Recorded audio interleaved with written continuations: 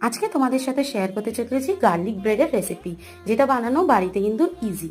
তার জন্য আমি এখানে 1 কাপ মতন দই, তার মধ্যে দিয়েছি 1 প্যাকেট ইনো, আর নুন আর চিনি দিয়ে 2 কাপ মতন ময়দা দিয়ে ভালো করে এটাকে টেনে টেনে মেখে নিয়েছি। আর তেল মাখিয়ে কিন্তু সাইডে এটাকে 1 ঘন্টার জন্য রেখে দিয়েছিলাম। তারপরে কয়েক কোয়া রসুন নিয়ে ভেজে নিয়েছি। ওর মধ্যে দিয়েছি 2 চামচের মতন বাটার, ধনেপাতা কুচি, অরিগ্যানো, চিলি ফ্লেক্স দিয়ে একটু গলিয়ে নিয়েছি। তারপরে একটা মেয়োনিজ, টমেটো সস আর চিলি সসের মিক্সচার রেডি করে সাইডে রেখে দিয়েছি। এবারে ডোটা 1 ঘন্টা বাদে 2 পিসের মতন আমি এখানে কিন্তু কেটে নিয়েছি দুটো ডোয়ের মধ্যে।